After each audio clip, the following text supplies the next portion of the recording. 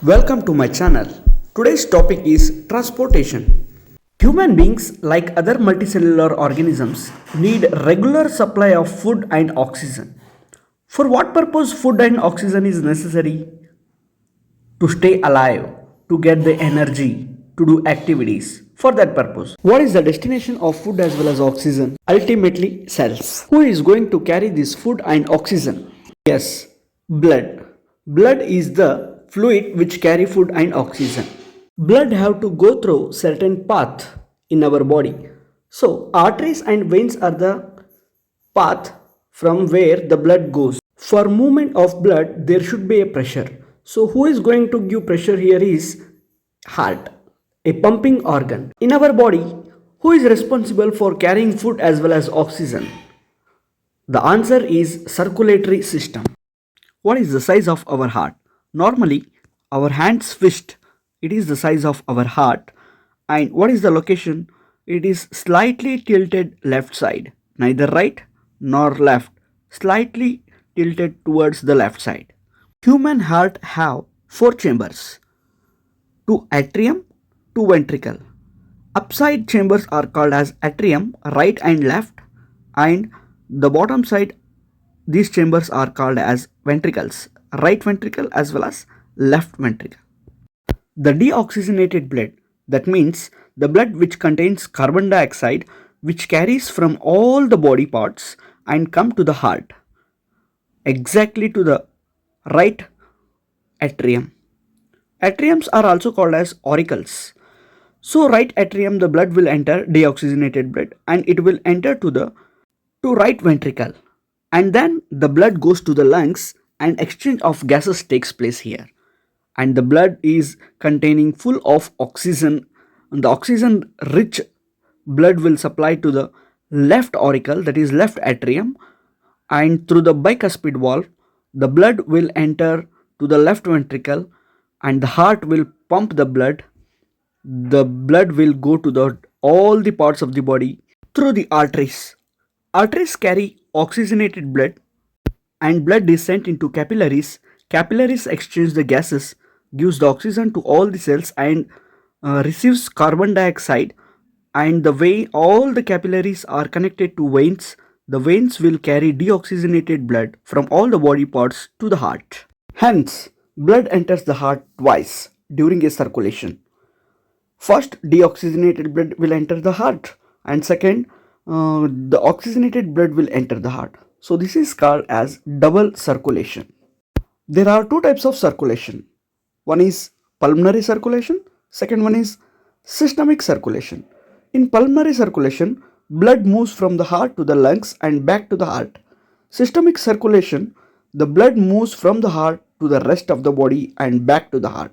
So there are two types of circulation. One is pulmonary, another one is systemic. Our heart is made up of cardiac muscles, hence they do not get tired easily. From our birth to till our death. What is blood? Blood is a fluid connective tissue. Already we have studied in 9th standard. These are having two components. One is solid, another one is liquid component. Solid components contains RBC, WBC and platelets, and liquid component contains plasma. RBCs contain hemoglobin, which is red in color and which is highly having affinity towards oxygen, and this carries gases like oxygen as well as carbon dioxide in our body. So WBCs, these are defense system of our body. They will engulf the germs or pathogens which will cause disease to our body. And these WBCs contain antibodies, and platelets, these help in blood clotting. Whenever we get injured, the blood will flow out of the body. To stop this blood, these platelets are helpful. The stopping of the blood is called blood clotting. The platelets plays an important role in here. The lifespan of RBCs is 100 to 120 days, WBC 12 to 20 days, and the lifespan of platelets is 7 to 10 days. This is about solid component, that is blood corpuscles, RBC, WBC and platelets. Now liquid component, that is plasma. It is a yellow color fluid containing 90% of the water and 10% of the organic substances like plasma, proteins, albumin, globulin, and inorganic substances like mineral ions. Lymph. A yellowish fluid escapes from the blood capillaries into intracellular spaces contain less proteins than blood. Lymph flows from the tissues to the heart, assisting in transportation and destroying germs. This is the function of lymph. Now we are moving towards difference between arteries as well as veins, that is blood vessels. Arteries carry oxygenated blood from heart to the different parts of the body except pulmonary artery, and veins carry deoxygenated blood from body parts to the heart except pulmonary vein. Arteries also called as distributing vessels and veins are called as collecting vessels. Arteries are thick and elastic and veins are thin as well as less elastic. And arteries are deep seated, veins are superficial as compared to arteries. These are the some of the 4 points, that is difference between arteries and veins, which is very important for your examination. Next topic is transportation in plants. There are two main conducting pathways in a plant, xylem and phloem. These are called as vascular bundles. Now let us study about difference between xylem as well as phloem. Xylem carries water and minerals from the roots to the other parts of the plant. The phloem carries the products of photosynthesis, that is food, from leaves to the other parts of the plant. In xylem, no energy is used, but in phloem, energy is used in the form of ATP, that is adenosine triphosphate. You can easily remember this one. XWPF. XW means xylem carries water and minerals. PF means phloem carries food. What is transpiration? It is the process of loss of water as vapor from aerial parts of the plants, that is from the leaves.